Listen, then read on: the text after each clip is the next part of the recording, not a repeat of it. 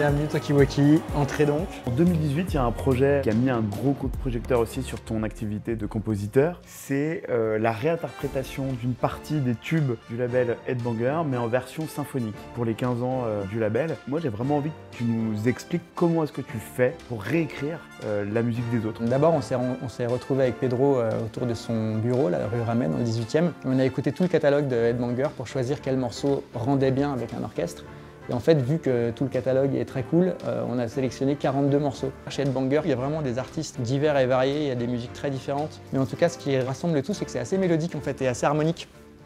Et c'est tout bête quand tu as les Justice qui font... C'est très mélodique, il y a des accords. Tiens, là, le scud et la partition.